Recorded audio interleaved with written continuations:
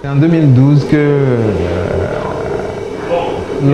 en faisant des recherches fortuites comme ça sur Internet, je suis tombé sur un site web de la FAO, donc sur lequel ils expliquaient un peu comment est-ce qu'on conserve la tomate de manière artisanale au Burkina Faso. Et donc j'ai lu, ça m'a intéressé, je me suis dit, bon, ce serait intéressant de faire ça. Bon, donc j'ai commencé à réfléchir à la chose depuis 2012 et en 2013 j'ai commencé à faire des échantillons, des prototypes pour voir un peu comment est-ce que ça peut être traité, le processus qu'ils ont décrit, comment l'adapter à chez nous, comment utiliser du matériel pour mettre en œuvre ce processus-là. Donc voilà un peu, 2013 j'ai fait quelques échantillons, j'ai essayé d'observer la durée de conservation.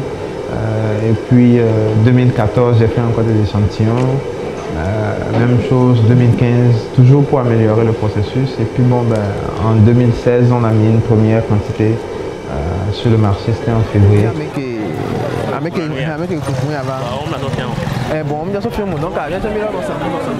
Là je suis au marché d'Atikoudi, donc pour faire un petit approvisionnement, mais actuellement il y a énormément de monde, donc il faut attendre un peu que le premier venu soit servi avant qu'on ne puisse être servi aussi.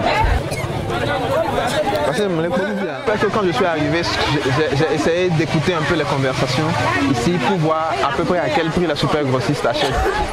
Parce que ce n'est pas tous les jours qu'on voit des hommes au marché. Si moi je me pointe et que je lui demande à combien elle les vend, elle peut me dire un prix qui n'est pas le prix auquel elle le vend. Donc j'ai écouté un peu le prix auquel les dames sont en train de dire.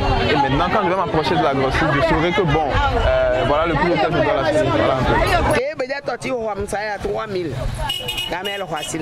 Il y a quelques petits critères. En fait, dans un premier temps, l'idéal c'est d'avoir des tomates qui sont rondes, qu'on appelle souvent pombi ou bobo. Ça permet d'accélérer le travail lorsqu'on est en production. Parce que quand elles sont bien rondes, c'est plus facile de les laver et c'est plus rapide en fait.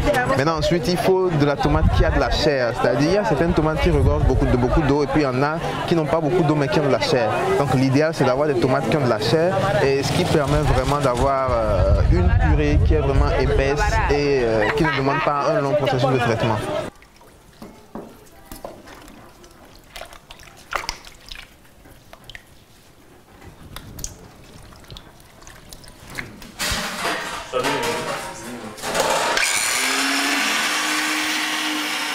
On a une phase vraiment d'éducation de la clientèle afin de pouvoir s'assurer que les gens petit à petit s'habituent au produit, et nous continuons la recherche et développement parce que l'emballage que nous avons choisi aujourd'hui nous coûte excessivement cher. Donc aujourd'hui on a une certaine classe, les personnes qui sont âgées de 35 à 45, 50, 55 ans, les dames souvent, qui disent, quand vous les entendez, vous disent moi je ne veux pas manger les tomates en boîte, les tomates en conserve parce que je ne sais pas de quoi c'est fait, il y a des produits chimiques dedans.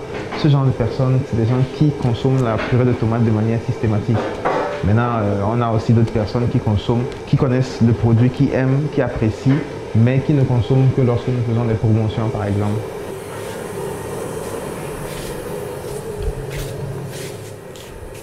J'en utilise pour faire de la sauce tomate, pour manger du riz, des pâtes. Et en fait, c'est très pratique, surtout quand on bosse. Genre, quand je reviens du boulot le soir, je sais que j'ai déjà de ma purée de tomate. J'ai juste qu'à renverser dans la casserole et assaisonner à ma guise. Et déjà, ça suffit. Je l'utilise aussi pour les grillades, parce que c'est très pratique aussi.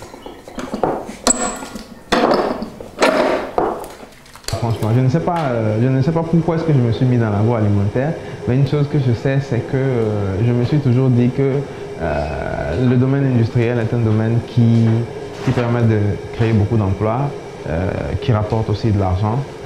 Donc, quand je regarde un peu l'agroalimentaire, quand je regarde par rapport aux autres industries, je me dis que le domaine dans lequel je suis aujourd'hui est le seul dans lequel je pourrais me mettre au vu des moyens limités que j'ai actuellement, je ne pourrais faire que ça en fait. Mais je suis content parce que ça me permet de créer de l'emploi.